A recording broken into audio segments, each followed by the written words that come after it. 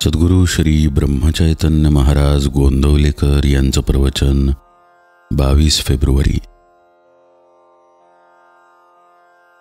निर्हेतुक कर्मात भगवंत. खरोखर आज आपल्याला आपले अंतरंग ओळखण्याची खरी गरज आहे. सत्कर्म असो किंवा दुष्कर्म असो, हेतूवर सर्व काही अवलंबून असते.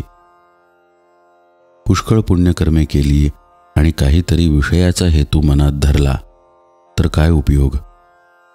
काबाड कष्ट खूप केले, बायको पोरे टाकून बाह्यांगाने कितीही केले तरी मन जोपर्यंत तिथे नाही तोपर्यंत राम नाही भेटणार.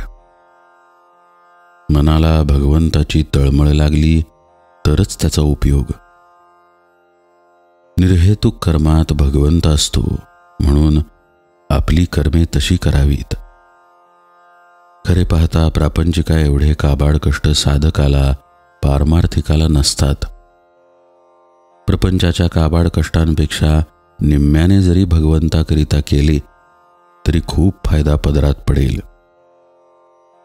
ज्या स्थितीत भगवंताने आपल्याला ठेवले त्या परिस्थितीतून त्याला ओळखणे सहज शक्य आहे. पण आपण विषयाकडे दृष्टी ठेवून कर्मे करतो आणि भगवंत भेटत नाही म्हणून दुःखी होतो. याला काय करावे?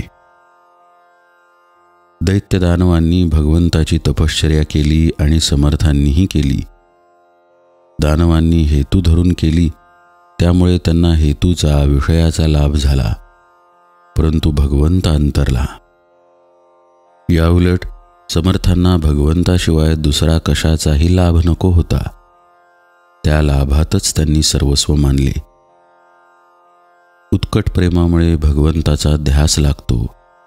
भगवंताला पाहून तू भेटलास, आता मला काही नको अशी वृत्ती झाली पाहिजे, तरच मीपणा मरेल. भगवंताचा हात तर पुढे आहेच, आपलाच हात त्याच्यापर्यंत पोहोचत नाही. बुद्धीपेक्षा आणि पैशापेक्षा सदाचरणाचे वजन जास्त असते. सदाचरण असून भगवंताची निष्ठा असेल आणि आहे त्या परिस्थितीमध्ये समाधान ठेवण्याची सवय असेल तर प्रापंचिक सुख लाभते.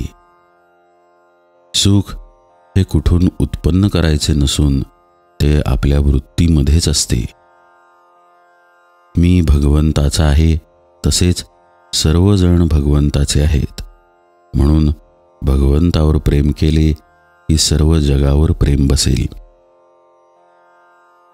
ज्याप्रमाणे भगवंताच्या प्रसादामध्ये एखादा कडू बदाम आला तरी तो आपण खातो, त्याप्रमाणे भगवंताने एखादे वेळी दुःख दिले तर ते आनंदाने सोसायला पाहिजे. चिकित्सा थोडी बाजूला ठेवून भगवंताचे आपण स्मरण करावे. अंतःकरणाची शुद्धी नामाशिवाय नाही होणार. नामापरते काही नाही हे एकदाच ज्याच्या मनाने घेतले त्याला दुसरे काही सांगावे नाही लागत. मीठ म्हणून जरी साखर खाल्ली तरी साखरेची गोडी आल्याशिवाय राहत नाही. त्याप्रमाणे कोणत्याही परिस्थितीत जरी नाम घेतले तरी ते आपल्याला तारकच ठरेल, यात शंका नाही. ज्याच्या मागे उपासनेचा जोर आहे तोच जगात खरे काम करतो. जानकी जीवन स्मरण जय जय राम.